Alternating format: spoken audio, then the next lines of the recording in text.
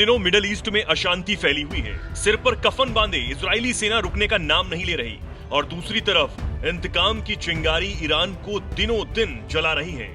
दोनों मुल्कों के बीच का तनाव चरम सीमा पर पहुंच चुका है। ईरानी supreme leader Ali Khamenei Israel को मौत के घाट उतारने का ऐलान कर चुके हैं। इस बीच तुर्की है जो इजरायल के खिलाफ विश्व के 57 मुस्लिम देशों को एकजुट करने की कोशिश कर रहा है। इजरायल को खुद के लिए खतरा बताने वाले तुर्की ने 57 मुस्लिम देशों को एक साथ आने का आह्वान किया।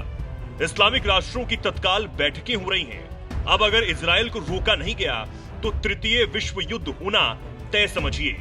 यही कारण है कि अब भारत को उम्मीद भरी नजरों से देखा जाने लगा है।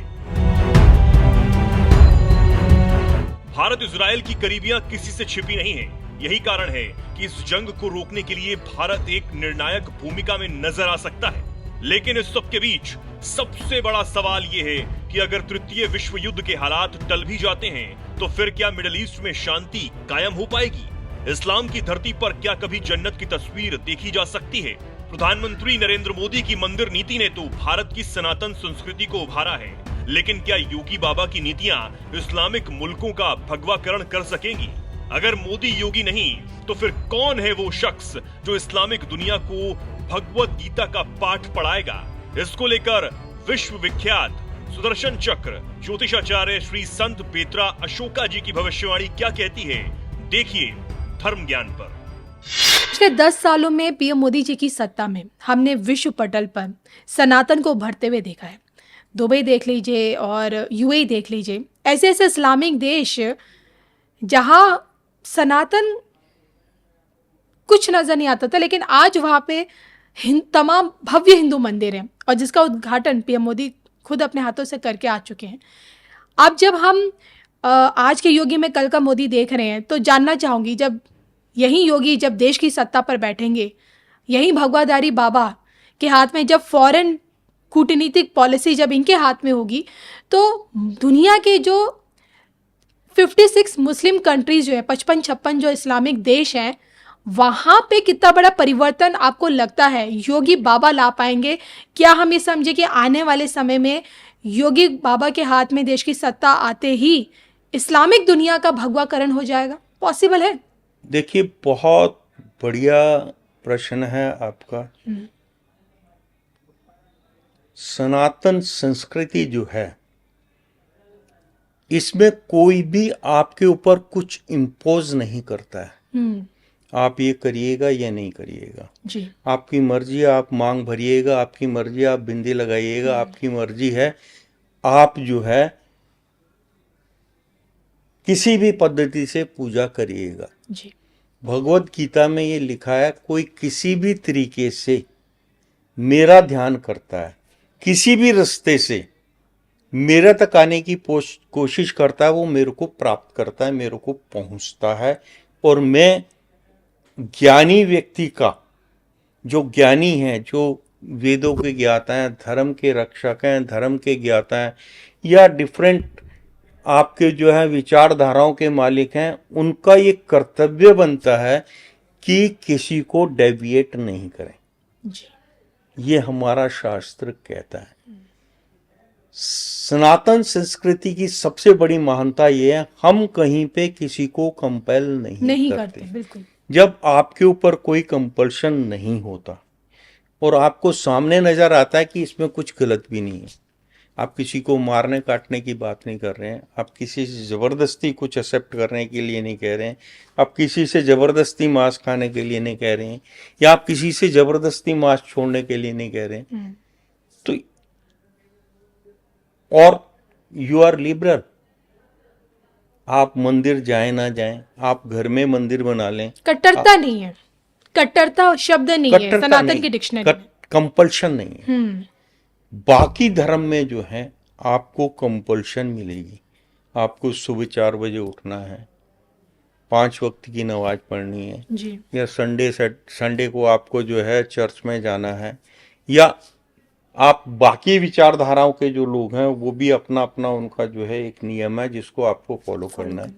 लेकिन सनातन संस्कृति में इस चीज का कहीं पे कोई कंपल्शन नहीं है। हाँ, आप अगर वेद शास्त्र नहीं पढ़ सकते, सिर्फ भगवत गीता को पढ़िए। जी। सब वेदों शास्त्रों का निचोड़ जो है वो भगवत गीता है। आप भगवत गीता के 18 अध्याय अगर ध्यान से पढ़ लेते हैं तो आपके जो ज्ञान चक्षु हैं वो खुल खुल जाएंगे जाएंगे। और आपको किसी को कन्विंस करने की जरूरत नहीं है, यू ऑटोमेटिकली फॉलो दैट। और उसका सबसे बड़ा उदाहरण मैं आपके सामने रखता हूँ। वो थे हमारे देश के एक्स राष्ट्रपति अब्दुल कलाम। जी। He used to read. Hmm. हमारे देश के जिन्हें हम राष्ट्रपिता कहते हैं, Mahatma Gandhi, Mahatma Gandhi. He used to read Gita. Modi ji ने एक नया चलन प्रधानमंत्री बनने के बाद शुरू किया।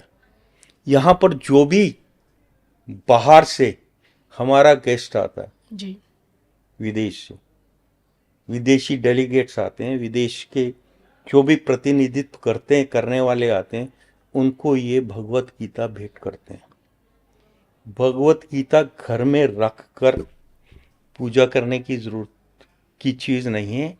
भगवत गीता को आप पढ़िएगा, उसका मनन करिएगा, उसका आउटकम आपकी हजारों परेशानियों को दूर कर देगा। आप किसी भी तरीके की परेशानी जो है आप पढ़िएगा और आपको उसका रिजल्ट मिलेगा। तो मैं यही समझूं कि वो समय अब आ चुका है योगी के बाद, जब इस्लामिक दुनिया में भी भगवत गीता पढ़ी जाएगी। देखिए, मैंने बताया कि ये एक ऐसा धर्म है, इसमें कहीं कंपल्शन नहीं है। जब आपको कहीं कंपल नहीं किया जाता और कभी आपको मौका मिलता, आप यू गो थ्रू दैट, तो definitely you will follow that.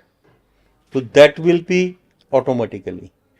आने वाले टाइम में जब कोई चीज़ बहुत ज़्यादा नुकसान दे देती है, कोई विचारधारा देश को, मानवता को बहुत ज़्यादा नुकसान पहुंचाती है, कोई भी विचारधारा, धर्म कभी नहीं आपका किसी को नुकसान पहुंचाएगा, लेकिन विचारधारा नुकसान पहुंचाती है। और उस विचारधारा के तहत जब आप ये रियलाइज करेंगे कि हम जो हैं, हमें नुकसान हो रहा है, हमारे बच्चों को नुकसान हो रहा है, खाने के लाले बढ़ गए हैं, भीख मांगनी पड़ रही है, then you will think about back to basic कि हम पहले क्या थे। जी। जो पहले थे उसे फॉलो करो, फिर वैसे ही प्रॉस्पर हो जाओगे। चलिए, उम्मीद करूंगी कि आपके इन बातों में हमारे दर्शकों को अपने सवाल का जवाब ज़रूर मिल गया होगा।